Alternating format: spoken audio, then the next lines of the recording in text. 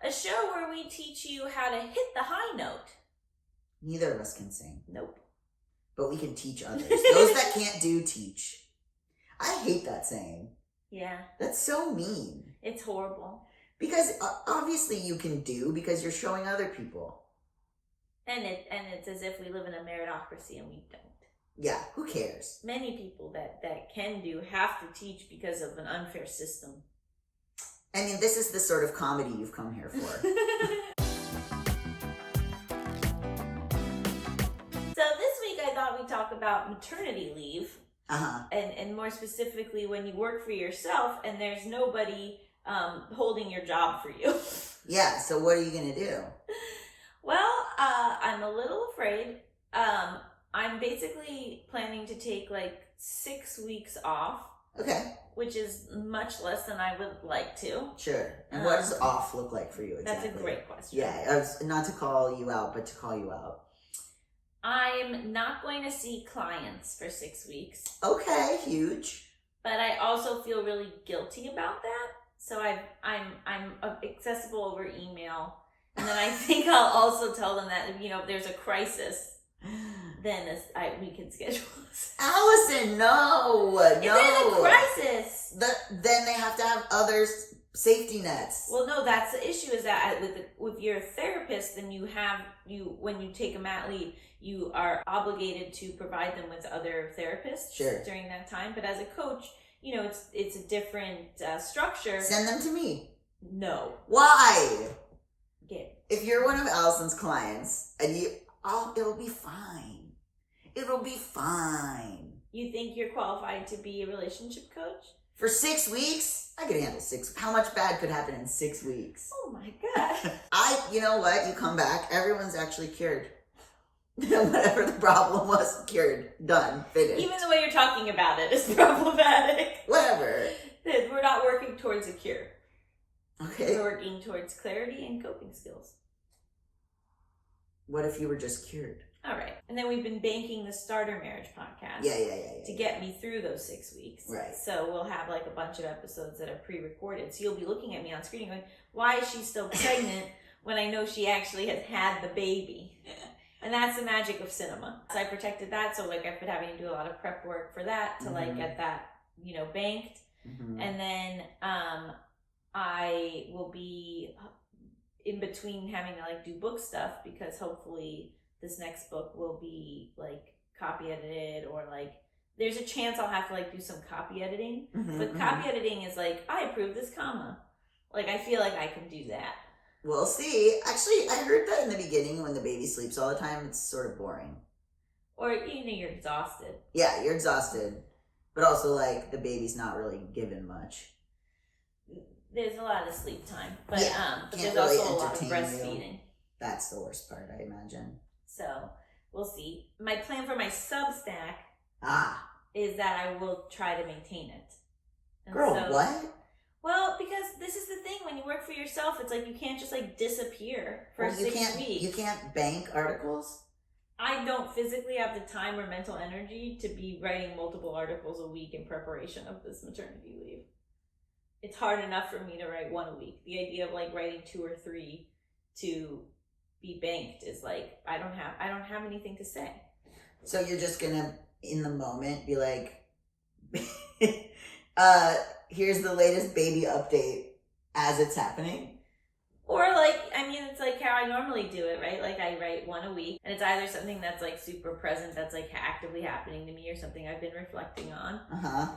But look, I'll see. But there is like this huge fear of like, if I don't post for 6 weeks, I'm going to lose a ton of subscribers. I can't just like disappear from the world the way that like, if you're like an accountant, perhaps like working at a big accounting agency, like they let you do that. But I will say that there's repercussions for people taking maternity leave in any industry, Big right? Time. There's like such a fear that like your role will change, that they will view you differently, that you're missing out on opportunities and sales and so like it is this like very like tricky and scary period. I'm going to apply for like a disability and parental leave through this state. There you go. Because California does like allow that, so I'm hoping that I will like get some some form of income Yeah. during that time. Ideally, parental leave would just be a neutral thing. That would be totally accepted. And you're right, it does have implications, whether you're a freelancer,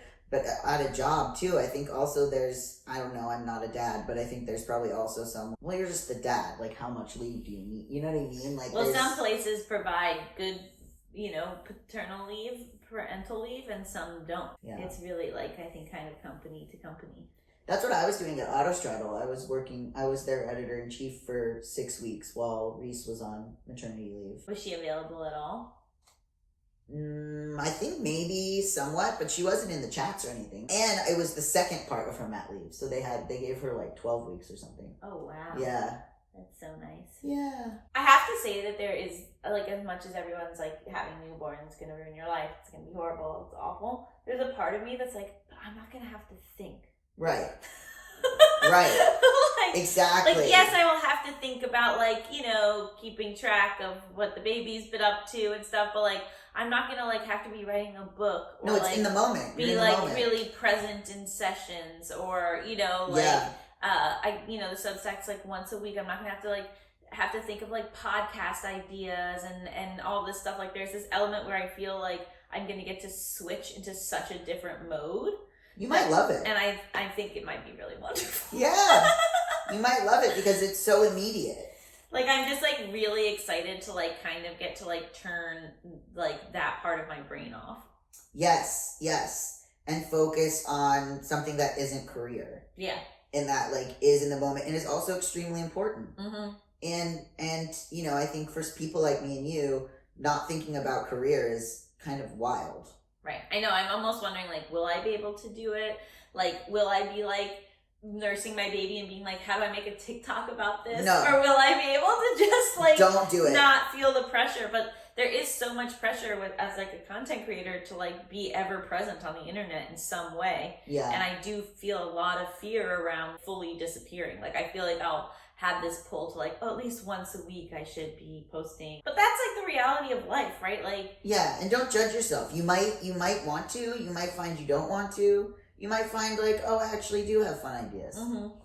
Right. Yes. In an ideal world, there would be no pressure to, like, stay present and to stay on top of things, and I could just, like, be fully unplugged.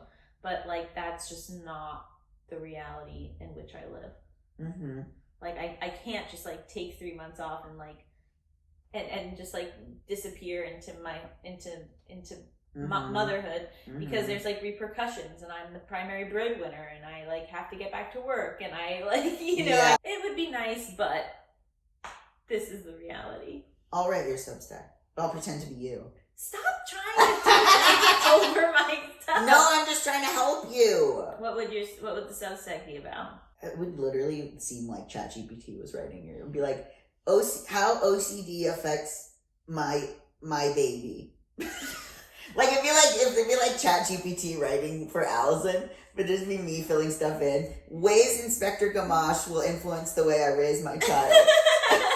just like how having a podcast changes when you have a baby, New York.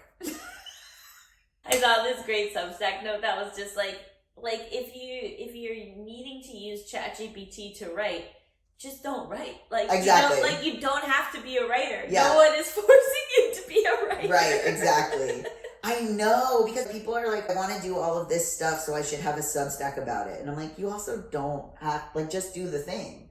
Or, like, it's to me, maximizing, like, you have to be on every platform. Writing is such a specific beast of a thing. Like, mm-hmm. if that's not, if you feel like you have to use AI to do it, just don't do it. I know.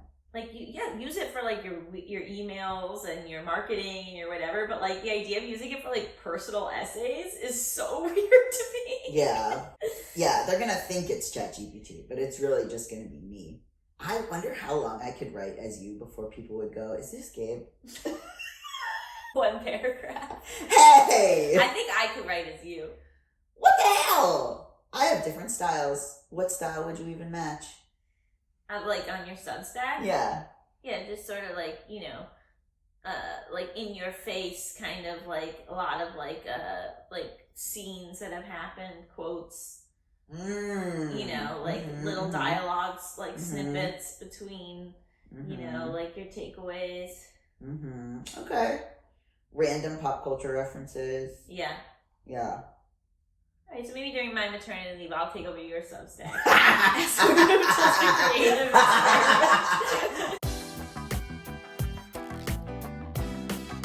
But like, I have wonderful clients. Like, I don't see them taking advantage of that. But I also just like do want to be accessible if like something horrible happens. And again, I'm always available via DM if you want some real advice.